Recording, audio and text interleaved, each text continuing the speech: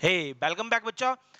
आज मैं आप लोगों के साथ में एप्लीकेशन ऑफ ट्रिग्नोमेट्री की वीडियो लेकर आया हूं। एप्लीकेशन ऑफ ट्रिग्नोमेट्री के अंदर मैं आप लोगों को एकदम डिटेल के अंदर बहुत छोटी छोटी चीजें बताने वाला हूं, जिससे कि आपका क्वेश्चन पेपर के अंदर भूल गलत नहीं बोला।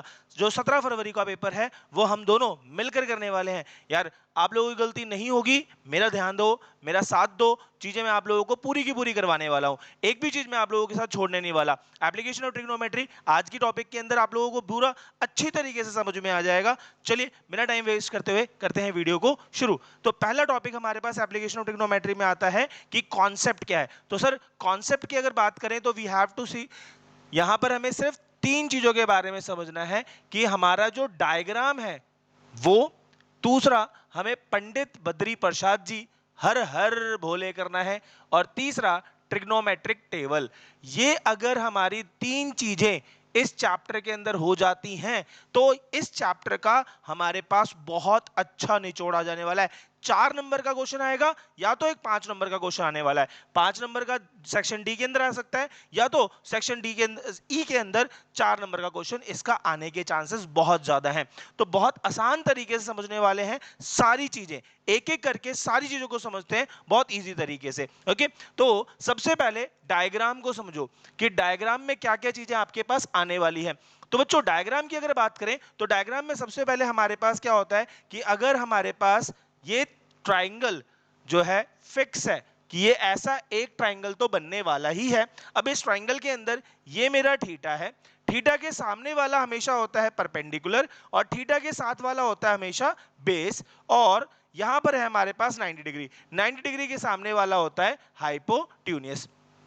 ये चीज हमें समझ में आ गई। अब इसके बाद हमें यहां पर जो समझना है इस टॉपिक के अंदर, इस चैप्टर के अंदर, ये चीजें हम लोग समझ के आए कहां पे, ट्रिग्नोमेट्री चैप्टर के अंदर। नाउ हम लोगों को समझना है एप्लीकेशन ऑफ ट्रिग्नोमेट्री के अंदर हम लोग क्या क्या करने वाले हैं। तो एप्लीकेशन ऑफ ट्रिग्नोमेट्री के अंदर हम लोगों को सिंपल चीजें समझनी है प्यारे बच्चों।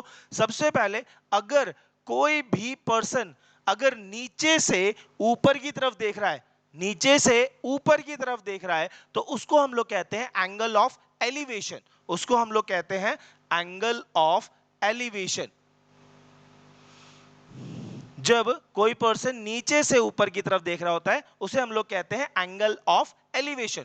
अच्छी तरीके से समझ में आ गई बात। तो इसका मतलब हो गया ये थीटा है, थीटा के सामने वाला होता है हमेशा परपेंडिकुलर, थीटा के साथ वाला होता है बेस, और यहां पर आ जाएगा हाइपोटेन्यूज। इजी, यहां तक की बात में कोई दिक्कत नहीं है। नाउ आफ्टर दिस यहां पर अगर एक और बात की जाए, एक और ट्राइंगल ले लिया जाए। अब कोई पर्सन छत पे खड़ा है अपनी, और छत से नीचे आती हुई कारों को देख रहा है, छत से आते हुए किसी चीज को देख रहा है, ऊपर खड़े होकर कहीं और दूसरी चीज को देख रहा है, तो बेटा वहां पर लगता है एंगल ऑफ डिप्रेशन, वहां पर लगता है एंगल ऑफ डिप्रेशन। और यहां पर ये हॉरिजॉन्टल लाइन खींचना कंपलसरी पार्ट हो जाती है डायग्राम के अंदर, हॉरिजॉन्टल लाइन खींचना कंपलसरी पार्ट हो जाती है। यहीं से हम लोग बनाएंगे थीटा, क्योंकि देखो ये लाइन जो है इस लाइन के पैरेलल होती है, और हम लोगों को पता है alternate interior angle, alternate interior angle यहां पर जो थीटा होता है वो सेम थीटा यहां पर ड्रॉ कर रहे होते हैं हम लोग। तो यहां पर ये थीटा है तो सेम थीटा यहां पर आ जाएगा बच्चों, है ना। ये कब बनता है, जब एंगल ऑफ डिप्रेशन की बात आ रही होती है। तो एंगल ऑफ डिप्रेशन में ये थीटा है, यहां पर थीटा आ जाएगा। कभी भी ये एक बनता है, आप ऊपर से नीचे की तरफ देख रहे हो तब बनता है। जब बनता है जब आप लोगों के क्वेश्चन के अंदर गिवन हो कि भाई सन का एल्टीट्यूड है, तो सन का एल्टीट्यूड, सन यहां पर है, अब इस सन का एल्टीट्यूड जब भी आएगा तो यहां से एल्टीट्यूड बनाएगा और यहां पर थीटा बनाएगा अपना। अब थीटा यहां पर बना रहा है तो हम सॉल्व नहीं कर सकते, तो थीटा यहां पे बन रहा है तो यहां पे फिर से ऑल्टरनेट इंटीरियर एंगल लगा के यहां पर इसकी वैल्यू क्या आ जाएगी, मेरे पास थीटा आ जाएगी। बताओ यहां तक की बात समझ में आ गई या नहीं आई? बहुत अच्छे, समझ में आ गया आप लोगों को। तो हमने सिंपल क्या देखा अभी तक, अगर नीचे से ऊपर की तरफ जा रहे हो तो एंगल ऑफ एलिवेशन है, ऊपर से नीचे की तरफ आ रहे हो तो एंगल ऑफ डिप्रेशन है, यहां पे एंगल ऑफ डिप्रेशन। सर ये बात समझ में आ गई यहां तक कि एक क्वेश्चन से ज्यादा समझते हैं जब तक, है ना। फटाफट इसको मैं रफ करता हूं, फिर उसके बाद आप लोग इसके क्वेश्चन को समझते हैं। जब तक आप क्वेश्चन देखो, अब मैं इसको रफ कर लेता हूं जब तक।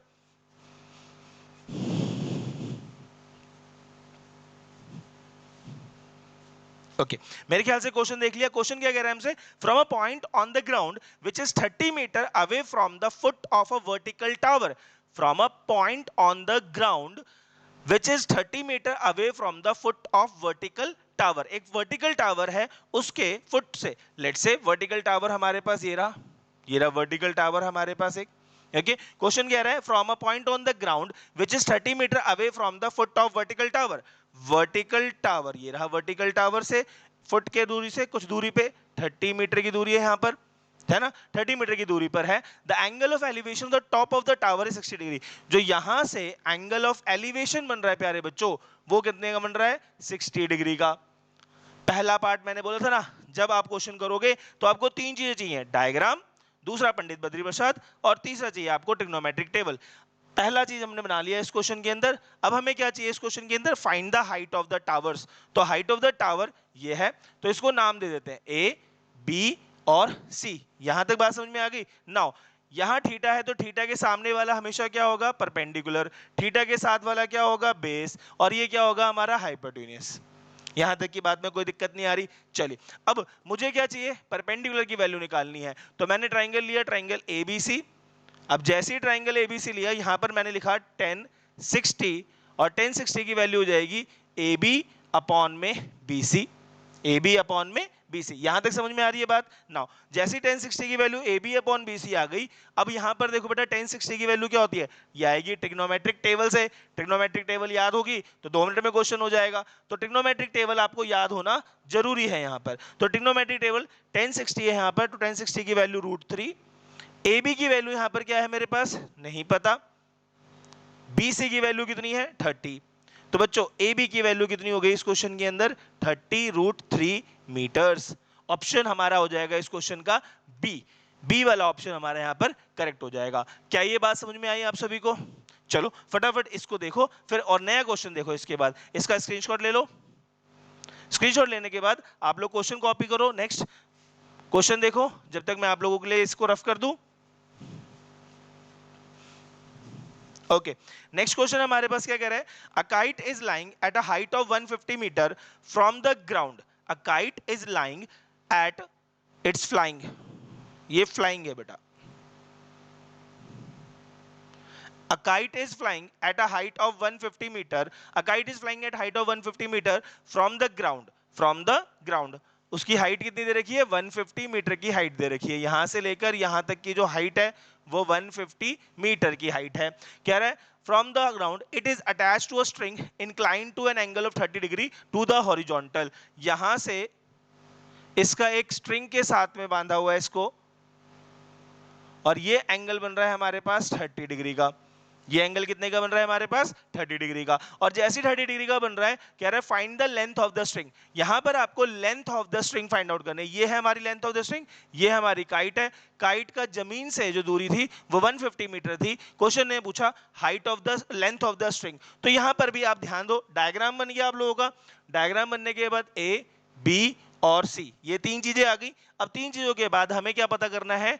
परपेंडिकुलर के बाद हाइपोटेन्यूस। तो बुलाओ पंडित बद्री प्रसाद को। तो पंडित बद्री प्रसाद, हर हर भोले। हमारे पास परपेंडिकुलर और हाइपोटेन्यूस, परपेंडिकुलर और हाइपोटेन्यूस किस में होता है? साइन में होता है। तो हमने साइन 30 की value A B upon B C, A B upon B C. क्या यहां तक बात समझ में आ रही है? बहुत अच्छे। साइन 30 की वैल्यू क्या होती है? साइन 30 की वैल्यू होती है 1/2, और ए बी की वैल्यू हमें दे रखी है 150 मीटर। बीसी की वैल्यू अपने को फाइंड आउट करनी है, तो बीसी की वैल्यू कितनी हो जाएगी प्यारे बच्चों? 300 मीटर। क्या ये बात समझ में आई आप सभी को? बहुत ही आसान क्वेश्चन चल रहे हैं अभी, धीरे धीरे क्वेश्चंस के लेवल को बढ़ा रहा हूं मैं आप लोगों के लिए। पहले इस क्वेश्चन को स्क्रीनशॉट लो फटाफट, फिर मैं आपको नेक्स्ट क्वेश्चन दिखाता हूं। जब तक मैं इसको रफ कर लेता हूं। स्क्रीनशॉट ले लिया होगा सबने? चलो नेक्स्ट क्वेश्चन देखो आप लोग। क्वेश्चन देखो, मैं इसको रफ कर लेता हूं।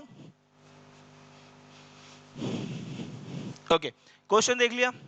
During heavy rainfall a street light pole get damage and it top touches the ground making an angle of 30 degree with the ground at a point 30 meter away from its base. Find the total height of a pole before it broke. तो बेटा इस question के अंदर आपको दे रखा है क्या कि एक रेनफॉल हुआ, रेनफॉल में एक पोल था आपके पास, कोई सा भी एक पोल था, ये बेचारा बीच में से टूट गया, और टूटने के बाद इसने जमीन के साथ में एंगल बनाया 30 डिग्री का।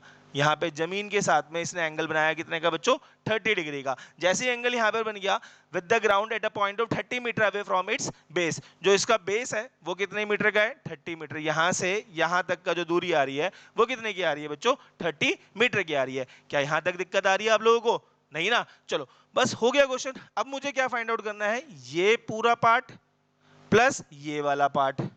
डायग्राम बन गया ना, डायग्राम बनने के बाद किसको बुलाना है, पंडित बद्री प्रसाद जी को। तो पंडित बद्री प्रसाद जो आएंगे वहां पर सॉल्व करेंगे इसको, ए बी सी, ये आ गया हमारे पास। हमें ये और ये चाहिए। थीटा के सामने वाला क्या होता है, परपेंडिकुलर। यहाँ क्या आएगा, हाइपोटेन्यूज। गिवन क्या है, बेस। तो अभी पहले परपेंडिकुलर और बेस की हेल्प ले लो। तो P B P H H B, तो बेटा परपेंडिकुलर अपॉन बेस 10 30, परपेंडिकुलर यानी ए बी, बेस यानी 30। 10 30 की वैल्यू होती है 1/√3। ए बी की वैल्यू हमें नहीं पता, 30 यहां पर आ जाएगी इसकी वैल्यू। तो ए बी की वैल्यू हो जाएगी प्यारे बच्चों 30/√3। कभी भी अंडर रूट में हम वैल्यू नहीं छोड़ते, तो हम क्या करेंगे, अंडर√3 यहां पर भी और अंडर√3 यहां पर भी। तो 30/√3 और √3 को √3 से मल्टीप्लाई किया तो 3, यहां पर कट के वैल्यू आ गई 10। तो आंसर आ जाएगा हमारे पास प्यारे बच्चों 10√3 मीटर। अभी कंप्लीट आंसर नहीं आया, अभी कंप्लीट आंसर नहीं आया। क्या करना है, 10√3 मीटर आया। ये जो 10√3 मीटर है ये यहाँ की वैल्यू आई है सिर्फ। अभी हमें तो पूरे पोल की हाइट फाइंड आउट करनी थी, तो पूरे पोल के लिए हम लोग फिर से एक बार और ट्राइंगल लेंगे, और इस बार हम लोग लेंगे पर बेस और हाइपोटेन्यूज। बेस और हाइपोटेन्यूज या परपेंडिकुलर अपॉन हाइपोटेन्यूज, जो सा मर्जी ले सकते हो आप लोग। तो मैं परपेंडिकुलर अपॉन हाइपोटेन्यूज ले रहा हूं इस क्वेश्चन के अंदर। तो साइन 30 इक्वल्स टू परपेंडिकुलर यानी ए बी, हाइपोटेन्यूज यानी ए सी। क्या यहां तक बात समझ में आ गई है, यहां तक बात समझ में आ गई। चलो साइन 30 की वैल्यू होती है हमारे पास 1/2। ए बी की वैल्यू हमारे पास है इस क्वेश्चन के अंदर 10√3। ए सी हमें नहीं पता, तो बच्चों ए सी की वैल्यू आ जाएगी 20√3 मीटर। ए सी की वैल्यू आ गई 20√3 मीटर और ए बी की वैल्यू आ गई 10√3 मीटर। दोनों को ऐड कर दोगे तो आंसर आ जाएगा 30√3 मीटर। ये हो जाएगी आपके पोल की हाइट। क्या ये क्वेश्चन समझ में आ गया? हाइट ऑफ पोल क्या है इस क्वेश्चन के अंदर, AC plus AB, AC plus AB, क्योंकि हमें पूरे पोल की हाइट फाइंड आउट करनी थी ना। तो पूरे पोल की हाइट क्या होगी, ये वाला जो पार्ट यहां से जो टूटा प्लस ये वाला पार्ट, तो पूरे पोल। बच्चों इस क्वेश्चन में गिवन है हमारे पास कि एक फ्लैग पोल है। अब फ्लैग पोल से एक बंदा खड़ा है 1.5 मीटर का, 1.5 मीटर, वहां से उसका आई लेवल जो आ रहा है वो आ रहा है 1.5 लेवल का, और 1.5 मीटर से उसने क्या करा है बच्चों, यहां से एक 45 डिग्री का एंगल क्रिएट किया और बताया कि 28.5 मीटर की डिस्टेंस पे खड़ा है। क्वेश्चन ने बोला a person with an eye level of 1.5 meter is standing 28.5 meter away from a flag pole. 1.5 meter away from 28.5 meter from the flagpole. The angle of elevation of the top of flagpole from the person eye is 45 degree. यहां से जो angle बन रहा है वो बन रहा है 45 डिग्री का। कह रहा है find the total height of the flagpole. तो बहुत आसान, सबसे पहले इनको नाम दे दो A B C D और ये E नाम दे दिया हमने। अब इस क्वेश्चन के अंदर ये 28.5 है तो इसकी वैल्यू भी 28.5 होगी क्योंकि पैरेलल लाइंस होते हैं। नाउ तो ट्राइंगल ABE के अंदर, ट्राइंगल ABE के अंदर हमें यहाँ पे देखो थीटा मिल गया। थीटा मिलते के साथ ही ये बात हो जाएगा बेस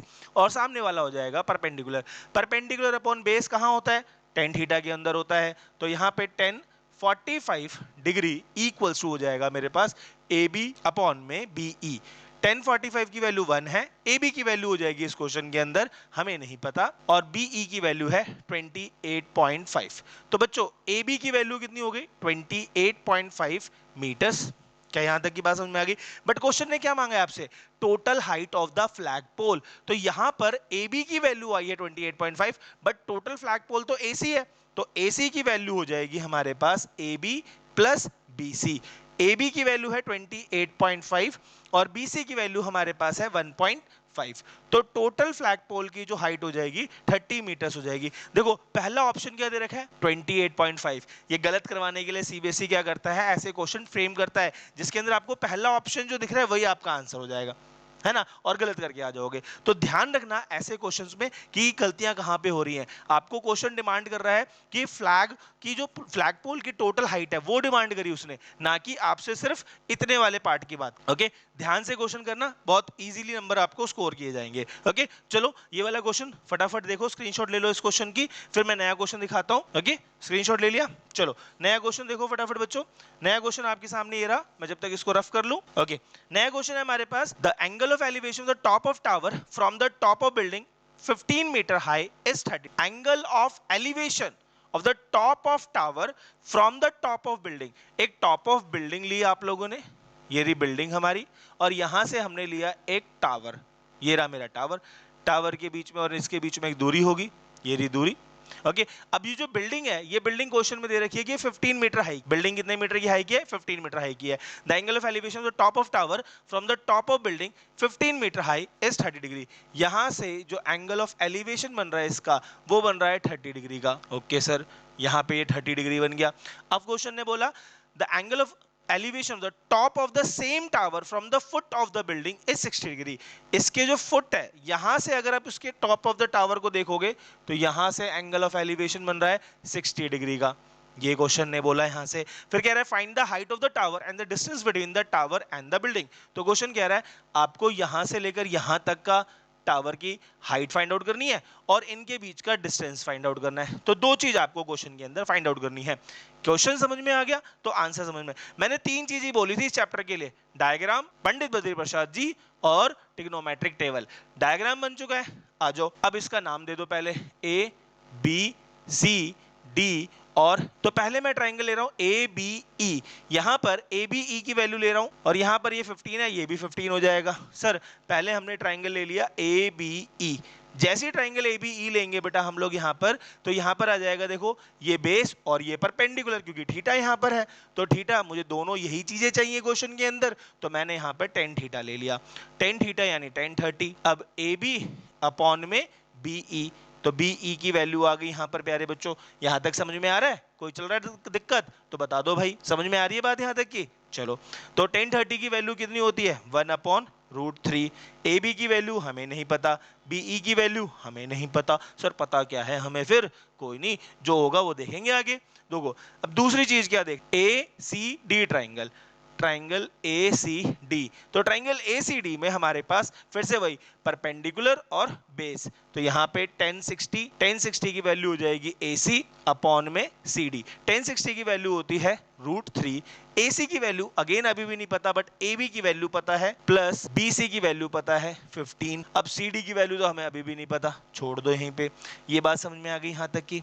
कोई दिक्कत आ रही है? सर यहां से हम एक काम कर सकते हैं, ए बी और बी, देखो बी ई और सी डी दोनों में कॉमन वाला पार्ट है, तो उसकी वैल्यू हम लोग निकाल सकते हैं यहां से। तो बी ई की वैल्यू आ जाएगी मेरे पास ए बी √3, और यहां से सी डी की वैल्यू आ जाएगी ए बी प्लस 15 अपॉन √3। इसको मान लो 1 और इसको मान लो 2। अब क्या करो, ये जो बी ई है और जो सी डी है दोनों बराबर है ना, तो दोनों की जगह पर पुट कर दो वैल्यू। तो सी डी की जगह पर आप बी ई की वैल्यू पुट कर सकते हो, क्योंकि देखो सी डी और बी ई एक दूसरे के पैरेलल लाइन है, तो हम वहां पर उसको सॉल्व कर सकते हैं, है कि नहीं? तो मेरे पास सी डी की जगह पर बी ई की वैल्यू लिख रहे हैं हम लोग। तो यहां पर प्यारे बच्चों हमारे पास क्या आ जाएगा, C D is equal to A B plus 15 upon √3, और सी डी की जगह पर हम लिख सकते हैं क्वेश्चन में ए बी √3 और ए बी प्लस 15 अपॉन √3।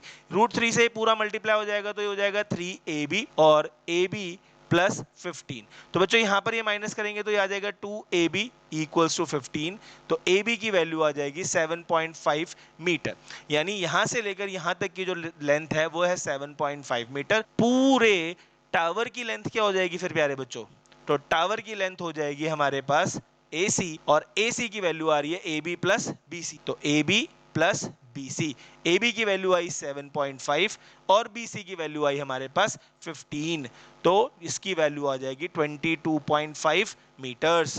क्या ये समझ में आई बात यहाँ तक कि टावर की लेंथ आ गई, डिस्टेंस निकालना है इन दोनों के बीच में, टावर और बिल्डिंग के बीच में। तो टावर और बिल्डिंग के बीच का जो डिस्टेंस था वो था CD, और CD की वैल्यू या BE की वैल्यू थी AB√3, और AB की वैल्यू हमने निकाली अभी 7.5। तो 7.5√3 will be your the answer of distance between the tower and the building. क्या ये बात यहां तक की समझ में आ गई? चलिए क्वेश्चन का फटाफट स्क्रीनशॉट ले लीजिए, फिर मैं नेक्स्ट क्वेश्चन आपको दिखाता हूं फटाफट। हाँ जी, जो नेक्स्ट क्वेश्चन है हमारे पास ये 2005 में आया, 2013 में आया, 2019 में आया। चांसेस हैं कि इस बारी वाला पेपर में आता हुआ क्वेश्चन दिख रहा है। तो क्वेश्चन क्या है हमारे पास, two towers of equal height stand on opposite sides of a road that is 100 metre wide. जो दो पोल्स हैं, जो टावर्स हैं, वो दो अलग अलग रोड पे खड़े हैं, मतलब two towers of equal heights stands on opposite sides of road that is 100 metre wide. जो दो टावर्स हैं बच्चा हमारे पास इस क्वेश्चन के अंदर, ये दो टावर ले लो, पहला टावर और दूसरा टावर, और दोनों के बीच का जो डिस्टेंस दे रखा है वो दे रखा है आपको 100 मीटर का। 100 मीटर का डिस्टेंस देने के बाद from a point on the road between the towers the angle of elevation of the top of the tower are observed to be 60 degree and 30 degree. यहां से मान के चलो एक वैल्यू ली, एक यहां से एंगल ऑफ एलिवेशन बना और एक एंगल ऑफ एलिवेशन यहां से बन रहा है बच्चा, जो एक ही पॉइंट पे आकर बन रहा है बेटा, है ना। तो एक पॉइंट ये ले लेते हैं दोनों का, ये रहा मेरा पॉइंट दोनों, है ना।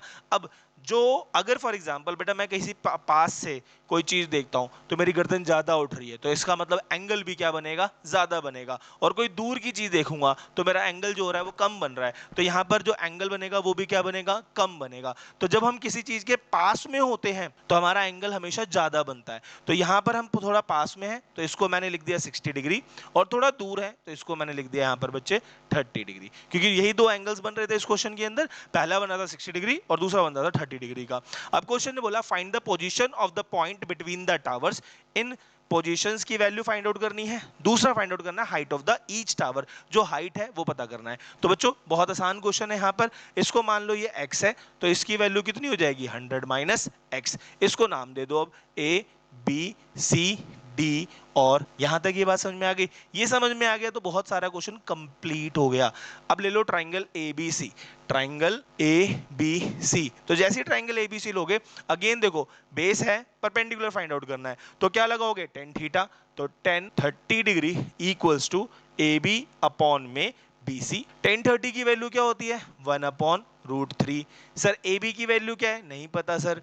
BC की वैल्यू 100 माइनस x है, तो यहां पे लिख देंगे 100 माइनस x। तो AB की वैल्यू हो जाएगी मेरे पास प्यारे बच्चों 100 माइनस x अपॉन में √3। क्या यहां तक की बात समझ में आ गई? इसमें कोई दिक्कत आ रही है? चलिए, एक AB की वैल्यू आ चुकी है। अब चलते हैं ED की तरफ। तो ट्राइंगल ABC के बाद हम लोग आए ट्राइंगल EDC में, ट्राइंगल DC। तो बच्चों ट्राइंगल EDC में क्या करोगे, tan 60 degree equals to ED upon में DC। तो tan 60 की वैल्यू होती है √3, ED की वैल्यू भी नहीं पता, DC की वैल्यू पता है क्या है, x है। तो सर ED की वैल्यू क्या हो जाएगी इस क्वेश्चन के अंदर, वो हो जाएगी x√3 मीटर्स।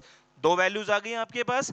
जैसी दो वैल्यूज आ गई आप लोगों के पास, क्वेश्चन ने बोलता है two towers of equal height, that means ED and AB are both equal. तो यानी ये जो इक्वेशन 1 निकाली हमने और ये जो इक्वेशन 2 निकाली, ये दोनों क्या है, सेम है। तो जैसी सेम हो जाएगी बच्चों, तो AB की जगह पर ED की वैल्यू पुट कर सकते हैं हम लोग, AB is equal to ED। तो AB और ED इक्वल हो गए हमारे, और जैसे ही दोनों इक्वल हो जाएंगे, AB की वैल्यू है हमारे पास 100 माइनस x अपॉन √3 और ED की वैल्यू है x√3। क्रॉस मल्टीप्लाई कर लो तो ये यहां चला जाएगा, 100 माइनस x, ये हो जाएगी वैल्यू 3x, ये इधर चला जाएगा, 100 इक्वल्स टू 4x। तो बच्चों x की वैल्यू क्या आ गई इस क्वेश्चन के अंदर, 25 मीटर्स। x की वैल्यू आ जाएगी 25 मीटर्स, और जैसी x की वैल्यू आ गई आप लोगों के पास, आपका क्वेश्चन आसान हो गया, खत्म हो गया। यहां पर इसकी वैल्यू 25 मीटर्स, यहां पर इसकी वैल्यू 75 मीटर, है ना। ये बात समझ में आ गई। अब क्या क्वेश्चन ने डिमांड कर दी, हाइट ऑफ द टावर। तो हाइट ऑफ द टावर क्या थी, ED दैट इज x√3। तो यानी हाइट ऑफ टावर क्या हो जाएगा इस क्वेश्चन का, हाँ क्या, 25√3 मीटर। बात समझ में आ रही है ना, आ रही है बात समझ में। इंपॉर्टेंट क्वेश्चन था, देखो कितनी इजी तरीके से हो गया। बस आपको डायग्राम बनाना आना चाहिए, ट्रिग्नोमेट्रिक वैल्यूज पता होनी चाहिए, और पंडित जी को बुलाना आना चाहिए कि पंडित जी को कब लगाना है, कहां पे लगाना है। पंडित बद्री प्रसाद हर हर बोले, ये ढंग से कर देना। ये तीन चीजें कर लो, एप्लीकेशन ऑफ ट्रिग्नोमेट्री बड़े आसान से हो जाती है। चलो इसको स्क्रीनशॉट लो फटाफट, नया क्वेश्चन दिखाता हूँ, इसको रफ करता हूँ जब तक नया क्वेश्चन देखो आप लोग। ओके ये लो नया क्वेश्चन, ये 2020 में आया हुआ क्वेश्चन है। हो गया ट्राई? डायग्राम बना? नहीं बन रहा? आ जाओ। A vertical tower stands on a horizontal ground and it's surmounted by flag staff of height 7 meter. एक वर्टिकल टावर है, उसके ऊपर एक हॉरिजॉन्टल ग्राउंड के ऊपर और surmounted by a flag staff of height 7 meter. एक हाइट है 7 मीटर की हमारे पास यहाँ पर इस क्वेश्चन के अंदर। ये लो सर, क्वेश्चन ने था कि a vertical tower stands on a horizontal ground and is surmounted by a flag staff of height 7 meter. ये लो, ये रहा फ्लैग स्टैप, इसकी हाइट ले लेते हैं 7 मीटर। हाइट कितनी आ गई? 7 meter. From a point on the ground the angle of elevation of the bottom of the flag staff is 30 degree. यानी अगर मैंने किसी एक पॉइंट ऑफ ग्राउंड से इसका बॉटम देखा तो ये आ रहा है 30 डिग्री का। क्वेश्चन ने सिंपल सी लाइन बोली मुझे, and that of the top of the flag staff is 45 degree. यहां से 45 डिग्री का इसका टॉप का आ रहा है। ये वाला एंगल कितने का आ गया सर? 45 डिग्री का आ गया।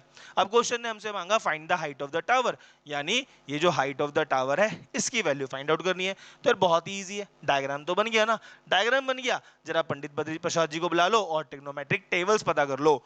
तो A B C D, now A B C D आ जाएगा यहाँ पर। तो हम लोग क्या करेंगे, ट्राइंगल बी सी डी ले लेते हैं पहले। तो ट्राइंगल बी सी डी में क्या होगा? ट्राइंगल बी सी डी में हमारे पास कुछ है क्या सर? कुछ है तो नहीं, बट ले लेते हैं।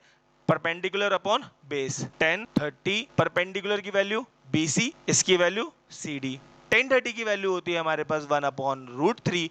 BC की वैल्यू अपने को नहीं पता, CD की वैल्यू भी नहीं पता। तो बेटा इस क्वेश्चन के अंदर CD की वैल्यू हो जाएगी BC√3, पहला पॉइंट। ओके ये पहला पॉइंट आ गया। अब दूसरे पॉइंट की तरफ बढ़ते हैं, ACD ट्राइंगल की तरफ। तो मेरा ट्राइंगल ACD क्या हो जाएगा यहाँ पर? AC अपॉन में CD, और लेंगे हम 1045 AC अपॉन में CD, AC अपॉन में CD।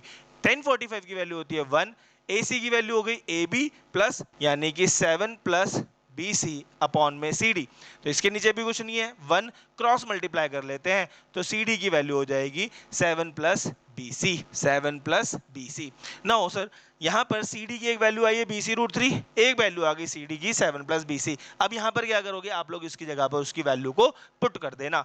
तो CD की वैल्यू थी BC√3 और 7 प्लस BC। तो बेटा BC यहाँ बुला लो, BC√3 minus BC equals to 7। BC common लिया, √3 माइनस 1 7, क्रॉस मल्टीप्लाई कर दो, तो सॉरी उधर भेज दो, तो BC की वैल्यू हो जाएगी 7 अपॉन √3 माइनस 1। क्योंकि कभी भी अंडर रूट नीचे नहीं छोड़ते तो इसको क्या करना पड़ेगा हमें, रैशनलाइज। तो √3 माइनस 1 √3 प्लस 1, क्योंकि रैशनलाइज में क्या होता है, साइन चेंज हो जाते हैं हमारे, तो हमने इसको क्या कर देना है, साइन चेंज कर देना है। 7 √3 प्लस 7 और √3 माइनस 1 3 माइनस 1, तो 7 √3 प्लस 1 अपॉन में 2। तो this will be your BC, that is इतना पार्ट यहाँ पर। और √3 की वैल्यू अगर आपको क्वेश्चन में दे रखी होगी 1.73, आप वहां पे पुट करेंगे और उसके बाद इस क्वेश्चन को सॉल्व कर पाएंगे। क्या ये बात समझ में आई आप लोगों को? फटाफट इस क्वेश्चन का स्क्रीनशॉट लो, फिर नेक्स्ट क्वेश्चन देखते हैं। ओके नेक्स्ट क्वेश्चन है हमारे पास, a vertical tower stands on a horizontal plane and it's surmounted by a vertical flag staff of height h। At a point on a plane, the angle of elevation of the bottom and the top of the flagstaff are alpha and beta respectively. Prove that the height of the tower is h equals to 10 alpha minus 10 beta minus alpha. तो यार question बहुत आसान है, बस लिखने का तरीका इन्होंने क्या कर दिया, गलत कर दिया, या आप लोगों को कंफ्यूजन वाला कर दिया, गलत नहीं कंफ्यूजन वाला कर दिया। तो टेंशन नहीं लेने का, बहुत ही आसान क्वेश्चन है हमारा ये, है ना। तो बस आप लोगों को जैसा अभी पिछला क्वेश्चन करवाया ना, सेम उसी तरीके से वाला क्वेश्चन करना है। पहले डायग्राम देखते हैं। A vertical tower stands on a horizontal plane and is surmounted by a vertical flag staff. क्या है बेटा हमारे पास क्वेश्चन कि भाई एक टावर है, इस टावर के ऊपर एक फ्लैग स्टैफ है हमारे पास, सेम चीज ये रखी है क्वेश्चन के अंदर। अब क्या रहा है, is surmounted by a vertical flag staff of height h। यहाँ पे जो हाइट है वो कितनी दे रखी है, h दे रखी है। At a point on the plane the angle of elevation of the bottom and the top of the flag staff are alpha and beta respectively. ये बहुत इंपॉर्टेंट पार्ट है यहाँ से कि यहाँ पर किसकी वैल्यू अल्फा है और किसकी वैल्यू बीटा है। अगर आपने ये यहाँ पे डिकोड कर लिया तो ये क्वेश्चन खत्म है। अगर यहाँ गलती कर दी तो पूरा का पूरा क्वेश्चन हो जाएगा गलत। इस क्वेश्चन में देखो क्या कह रहा है, angle of elevation of the bottom and top of the flagstaff. Bottom and top of flagstaff जो दे रखा है अल्फा, यानी जो बॉटम वाला पार्ट है उसका है अल्फा, और जो टॉप वाला पार्ट है उसकी वैल्यू दे रखी है क्वेश्चन के अंदर beta. Prove that the height of the tower is h equals to h 10 alpha 10 beta minus 10 alpha. यानी ये जो h दे रखा है आपको, इसकी वैल्यू आपको फाइंड आउट करनी है इस क्वेश्चन के अंदर. h into 10 alpha, h into 10 alpha upon में 10 अल्फा माइनस 10 बीटा. ये आपको क्वेश्चन के अंदर फाइंड आउट करना है. 10 beta minus alpha, sorry 10 beta minus 10 alpha. Okay, ये आपको इस क्वेश्चन के अंदर फाइंड आउट करना है. यहां तक क्वेश्चन समझ में आ गया? चलो अब देखो, जो जैसे सीखा था ना वैसे सीखो, फटाफट वही चीज करते जाओ.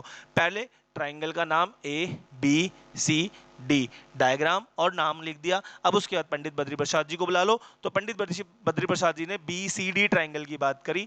तो ट्राइंगल बी सी डी में हम लोग क्या देख रहे हैं? 10 अल्फा देख रहे हैं. 10 अल्फा, तो 10 अल्फा परपेंडिकुलर अपॉन बेस, यानी कि h अपॉन में सी डी. यहां से हम सी डी की वैल्यू निकाल लेते हैं. सी डी की वैल्यू आ गई h अपॉन में 10 अल्फा. क्लियर? बहुत इजी था यहां तक की बात. चलो अब बी सी डी ट्राइंगल के बाद हम लोग क्या देख रहे हैं? Triangle A C D. Triangle A C D. अभी जो ट्राइंगल ए सी डी है यार, यहां पर क्या दिख रहा है वो देखो बस. 10 बीटा दिख रहा है ना, तो 10 बीटा h प्लस h, यानी छोटा h प्लस बड़ा h अपॉन में सी डी. यहां पर भी वैल्यू क्या आ गई? C D. तो सी डी की एक और वैल्यू आ गई h प्लस h अपॉन में 10 बीटा. यहां तक बात समझ में आ रही है? सर सी डी की वैल्यू हमारे पास h अपॉन 10 अल्फा आई थी, वो यूज कर सकते हैं? हाँ यूज कर सकते हैं. यहाँ पे सी डी की जगह पर पुट कर लो h प्लस 10 अल्फा, और यहाँ पर h प्लस h और 10 बीटा. सर इसको क्रॉस मल्टीप्लाई कर देते हैं. तो क्रॉस मल्टीप्लाई करते के साथ ही क्या होगा? h को इससे मल्टीप्लाई करो, h इंटू 10 बीटा, और ये 10 अल्फा इन दोनों से मल्टीप्लाई हो जाएगा. तो h into 10 alpha plus h into बड़ा h 10 बीटा. सर यहां तक बात समझ में आ गई? अब जो लाइक टर्म्स है वो एक तरफ कर लो. अब बेटा तो लाइक टर्म्स में क्या हो रहा है हमारे पास? ये 10 अल्फा था बेटा, उधर जाकर भी 10 अल्फा ही रहेगा, 10 अल्फा रह गया. तो लाइक टर्म्स को एक तरफ कर लो. तो देखो बिग एच, यहां पर भी बिग एच है, दोनों एक तरफ बुला लो. h into 10 beta minus h 10 alpha. यहाँ पे h 10 अल्फा. यहां तक हो रही बात समझ में? h कॉमन ले लो इसमें से, तो 10 beta minus 10 alpha equals to h into 10 alpha. Answer दिख रहा है क्या? हाँ आ गया. h is equal to h into 10 alpha upon में 10 बीटा माइनस 10 अल्फा. था कुछ क्वेश्चन में? जो इससे पहले क्वेश्चन करवाया था सेम वही तो था, बस लिखने का तरीका क्या कर दिया था क्वेश्चन ने? चेंज कर दिया था. पहले डिजिट दे दी तो तुम्हें आसान लगने लगा, इस बार प्रूफ करने के लिए दे दिया तो हालत थोड़ी सी टाइट हो गई. तो डरना नहीं है क्वेश्चन को देख के. डर गए? जो डर गया सो मर गया. हाँ वही वाली बात है. चलो फटाफट इस क्वेश्चन का स्क्रीनशॉट लो, आगे बढ़ते हैं फिर नेक्स्ट क्वेश्चन के लिए. हो गया?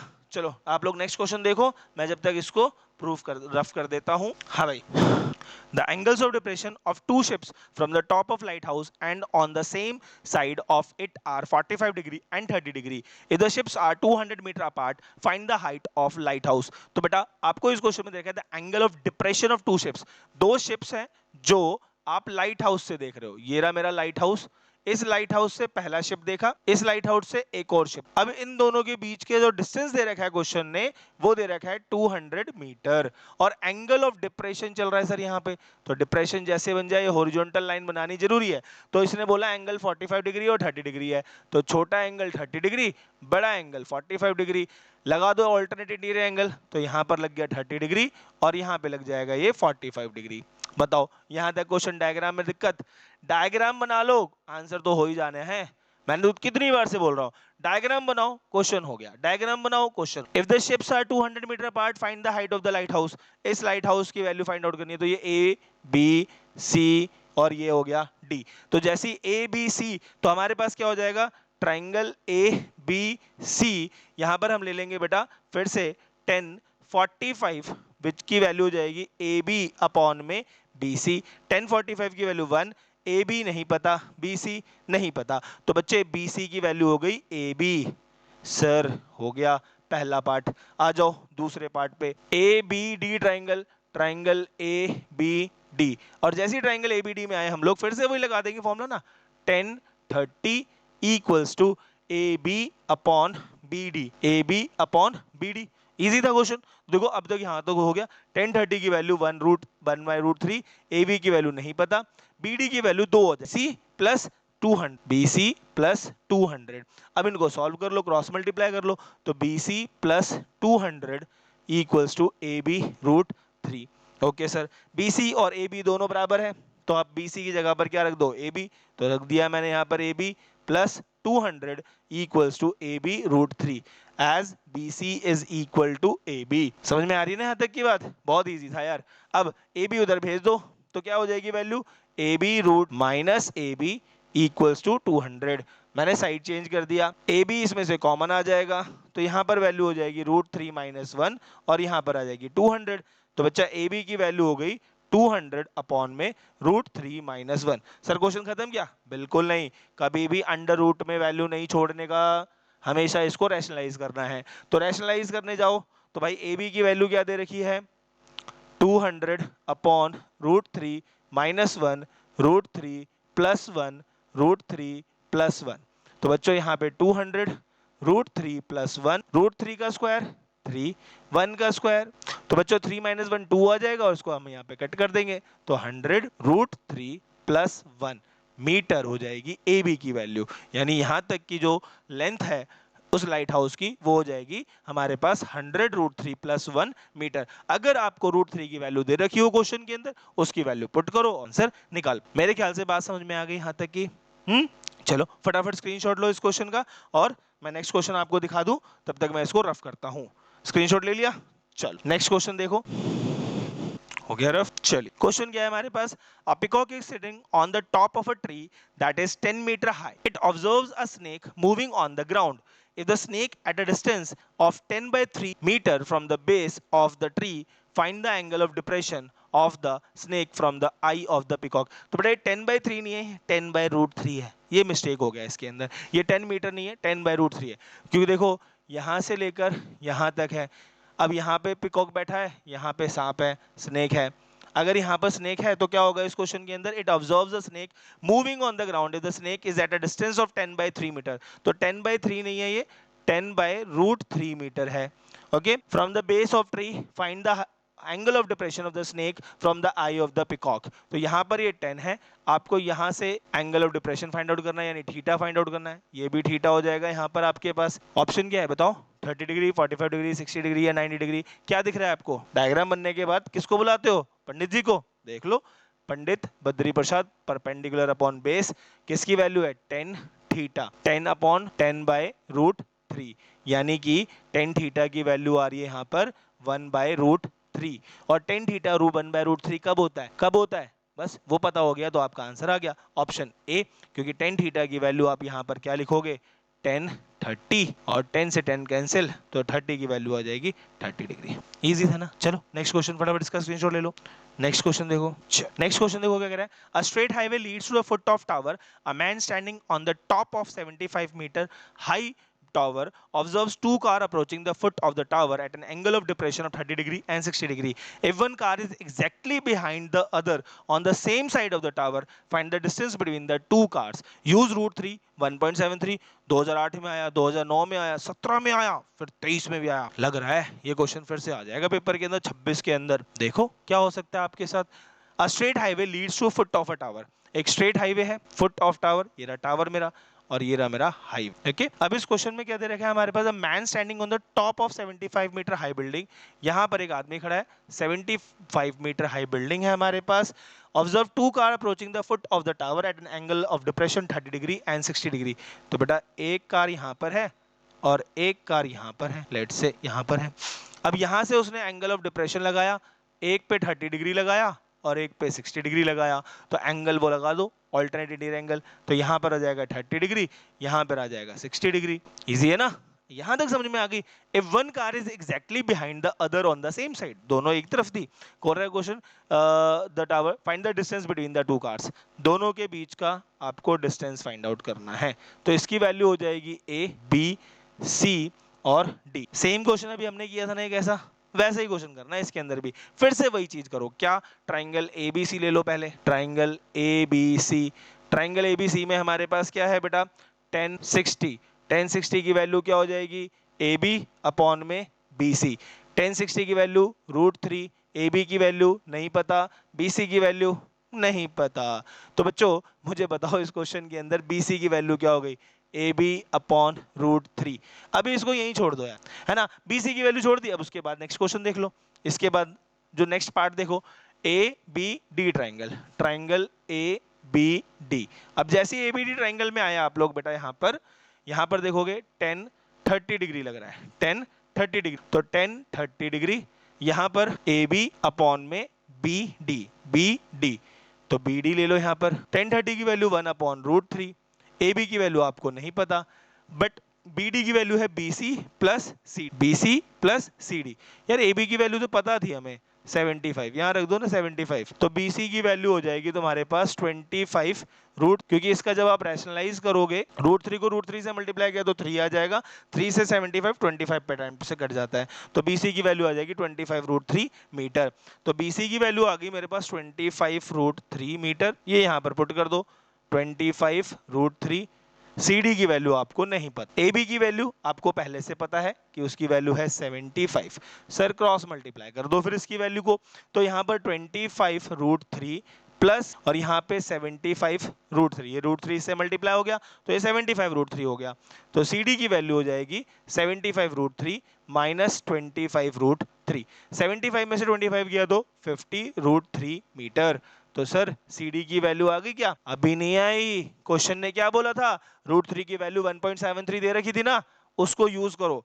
तो भाई 50 मल्टीप्लाई 1.73, 3 5 15, 3 7 22, 3 1 5, तो 52.5, 5 1 5 5 2 7 आएगा बच्चों, यहाँ पे 72.5 मीटर इसकी वैल्यू आ जाएगी। तो सी डी की वैल्यू आ गई 72.5 मीटर।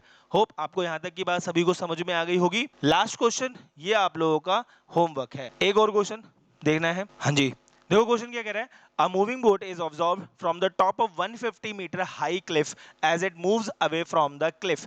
क्या हो रहा है यहाँ पर कि आप एक पहाड़ की चोटी पे बैठे हो, यहाँ से आपने क्या करा, एक मूविंग बोट को देखा जो 150 मीटर हाई पे क्लिफ है, आपकी जो चोटी है पहाड़ की वो 150 मीटर की है। Away from the cliff, cliff से दूर जा रही है। The angle of depression of the boat changes from 60 degree to 45 degree in 2 minutes. 2 minutes में वैल्यूज क्या हो गई, चेंज हो गई। ये रही, पहले एंगल था कुछ और, अब एंगल कुछ और है, ये 45 डिग्री हो गया और ये 60 डिग्री, यानी बाद में हो गया 45 डिग्री और पहले था 60 degree.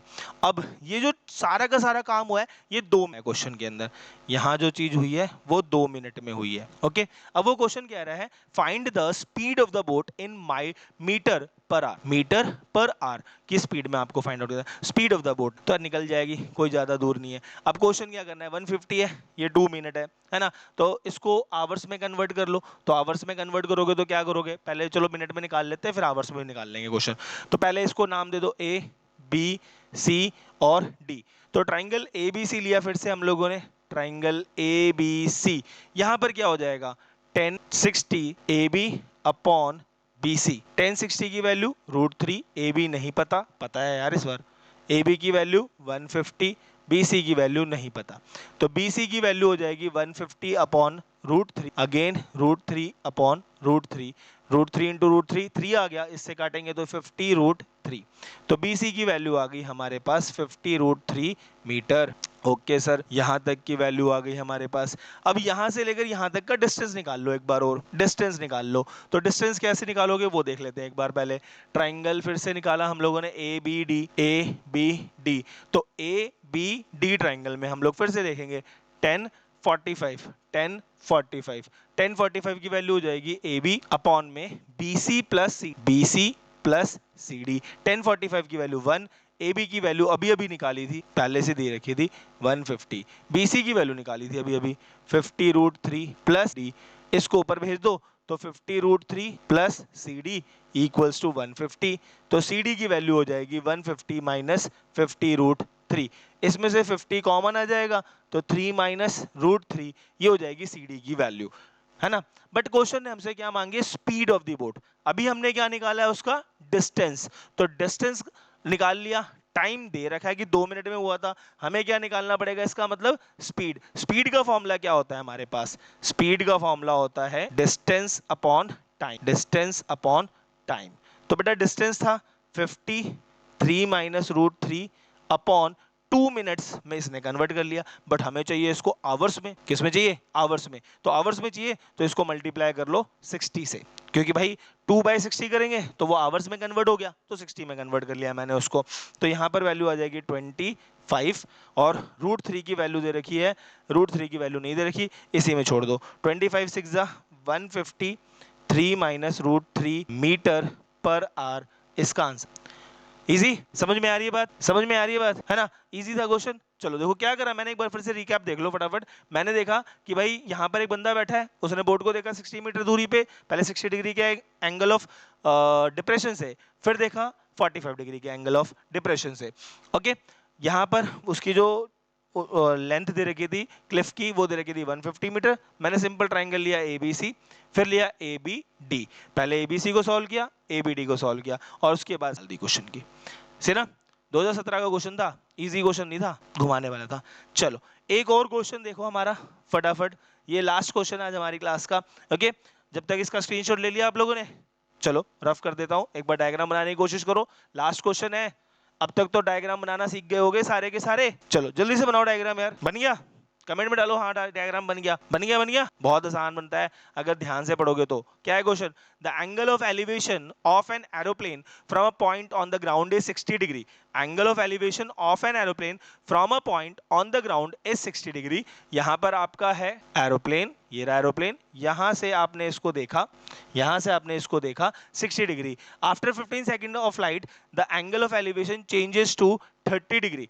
Angle of elevation changes to 30 degree, आगे की तरफ चला गया वो, यहां से ओके यहां पर आ गए हम लोग। अब वो कह रहा है कि भाई the angle of elevation of an aeroplane from a point on the ground is 60 degree. पहले जो एंगल ऑफ एलिवेशन था वो था 60 डिग्री का, अब वो हो गया कितना भाई 30 डिग्री का, है ना। अब वो क्वेश्चन कह रहा है आपसे, it if the aeroplane is flying at a height of 1500 root 3 metre, ये जो हाइट दे रखी है वो दे रखी है 1500 रूट 3 मीटर, 1500 रूट 3 मीटर की हाइट पे चल रहा है। अब क्वेश्चन ने बोला find the speed of the aeroplane, speed of the aeroplane आपको फाइंड आउट करना है। अगेन तो बहुत आसान क्वेश्चन है, फिर से वही ABCD और E। पहले ट्राइंगल ले लो ABD, ट्राइंगल ABD, जैसे ट्राइंगल लिया ABD, यहाँ पे देखो थीटा, यहाँ पर देखो परपेंडिकुलर बेस की वैल्यू निकालनी है, तो 10 30 इक्वल्स टू AB अपॉन में BD, AB अपॉन में BD। 10 30 की वैल्यू होती है 1 अपॉन रूट 3, AB की वैल्यू दे रखी है 1500 रूट 3, 1500 रूट 3 और BD। तो सर BD की वैल्यू क्या आ जाएगी हमारे पास, 15 रूट 3 को रूट 3 से मल्टीप्लाई करोगे तो 1500 मल्टीप्लाई 3 दैट इज 4500 मीटर। यानी BD यहां से लेकर यहां तक की दूरी कितनी हो गई 4500 मीटर। अब हमें क्या निकालना है, speed of the aeroplane.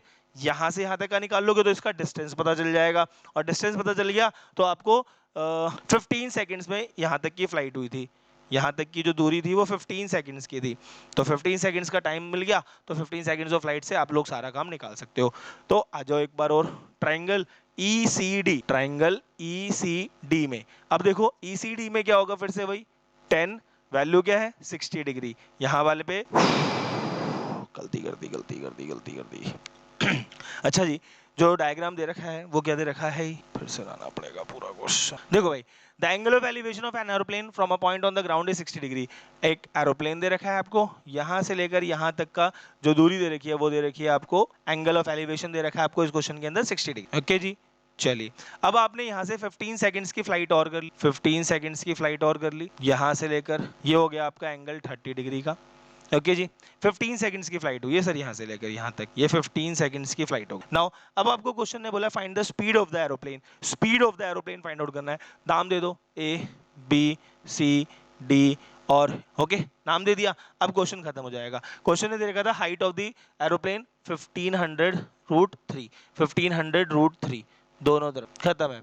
ABD ले लो पहले ट्राइंगल ABD, जैसे ट्राइंगल ABD लोगे क्या लोगे 10, क्या है ABD ट्राइंगल का है हमारे पास 30 डिग्री और बड़े वाले का था 60 डिग्री, तो 10 30 degree equals to A B upon B D.